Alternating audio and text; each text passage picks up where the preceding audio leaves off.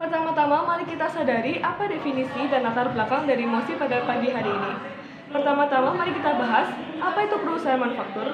Jadi, perusahaan manufaktur adalah perusahaan-perusahaan yang didominasi oleh proses pengubahan barang mentah atau barang ekstraktif menjadi barang setengah jadi maupun jadi.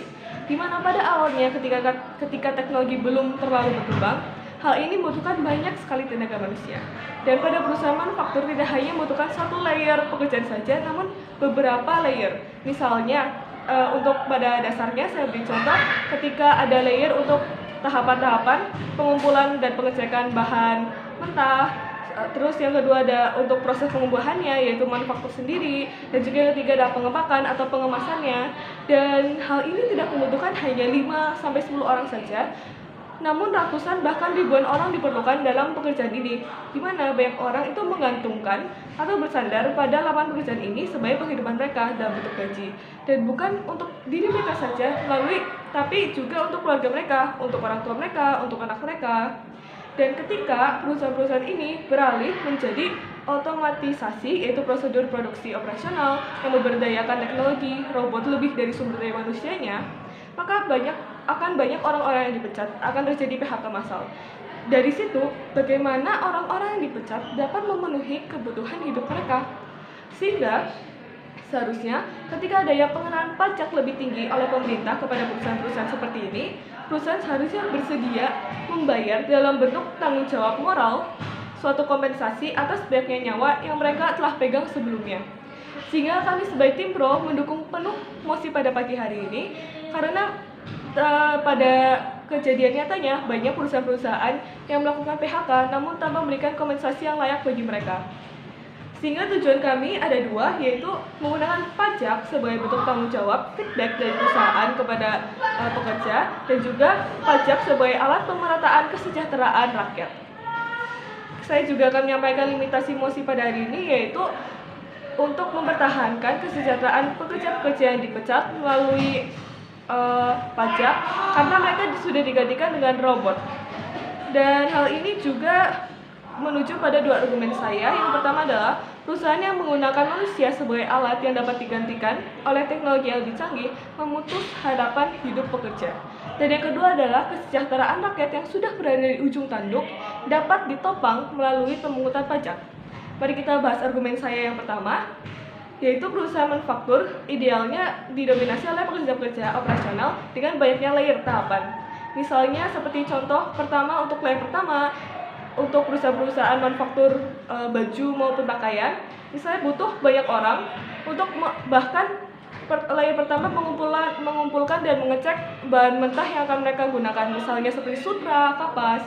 Dan yang kedua untuk level manufaktur, yaitu mengubah kapas sutra itu menjadi kain, lalu menjadi baju dan pakaian-pakaian lainnya. Dan juga yang ketiga untuk pengepakan atau pengemasan produk-produk yang sudah jadi, di mana bahkan 3 tahap ini yang baru saya contohkan sudah menyerap banyak sekali orang, di mana biasanya perusahaan-perusahaan manufaktur akan mengambil atau mempekerjakan orang-orang yang tidak memerlukan spesifikasi tinggi, tidak memerlukan orang-orang yang berpendidikan tinggi, kuliah. Mengapa? Karena biasanya perusahaan manufaktur itu membutuhkan skill yang dapat dipelajari ataupun adaptatif. Dan biasanya target spesifikasi ini adalah orang-orang yang bersedia melakukan pengerjaan pabrik dan bukan kantor, di mana biasanya mereka adalah masyarakat kelas menengah bawah. Mengapa? Karena mereka tidak ada pilihan dan juga ada standar pekerjaan kantoran yang tinggi, namun mereka tidak bisa mengikuti standar mereka. Sehingga ketika mereka dipecat, kesejahteraan mereka terancam. Mereka harus mencari sumber pendapatan baru. Dan mereka bisa saja kesulitan dalam kompetisi ini. Mengapa? Karena generasi di atas mereka biasa lebih terbuka akan kuliah, pendidikan, di mana kantor-kantor biasanya memiliki spesifikasi orang-orang yang lebih berpendidikan, sudah mengambil kuliah, karena mereka dipandang lebih kapabel dan juga lebih terdidik. Sehingga orang-orang yang baru dipecat ini akan kesulitan. Dan seharusnya perusahaan itu turut membantu mereka. Mungkin tim oposisi akan bertanya, kenapa perusahaan harus turut andil dalam pencarian pekerjaan mereka? Kan seharusnya ketika mereka tidak dapat pekerjaan, karena itu salah mereka, karena mereka tidak memiliki skill yang dibutuhkan oleh pekerjaan tersebut. Namun seharusnya sebagai perusahaan dan karyawan, mereka terikat kebijakan di mana perusahaan tersebut seharusnya turut andil dalam menjamin pekerja-pekerja mereka.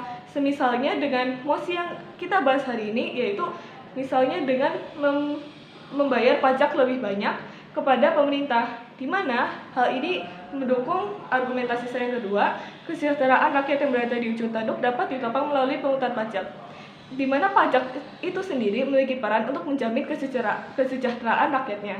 Dengan adanya pajak yang dipungut dapat mendukung kebutuhan orang-orang yang dipecat. Misalnya dengan yang pertama, membuat fasilitas-fasilitas umum yang dapat dijangkau oleh orang-orang yang tidak dapat membayar biaya operasional fasilitas biasanya. Seperti misalnya membuat sekolah yang gratis ataupun dengan pemungutan biaya yang lebih dikit, sehingga orang-orang yang habis di PHK dan juga belum mendapatkan pekerjaan baru tetap bisa menyekolahkan anaknya, memastikan bahwa anaknya mendapatkan pendidikan yang layak. Maupun dengan membangun rumah sakit yang memungut biaya lebih sedikit, sehingga orang-orang bisa tetap mengonsultasikan penyakitnya kepada orang-orang yang profesional. Dan yang kedua adalah menggunakan pajak untuk memenuhi kebutuhan hidup sehari-hari. Misalnya dengan menggunakan pajak sebagai subsidi, membagikan sembako-sembako seperti beras, minyak, air, tepung, sehingga meskipun mereka belum mendapatkan pengganti pekerjaan yang layak, mereka tetap dapat bisa memenuhi kebutuhan hidup sehari-harinya. Dengan begitu, perusahaan yang memecat mereka tetap memiliki moral, tetap memiliki tanggung jawab dalam bentuk pembayaran pajak, sehingga masyarakat dapat terpenuhi kesejahteraannya lewat pemungutan tersebut. Terima kasih.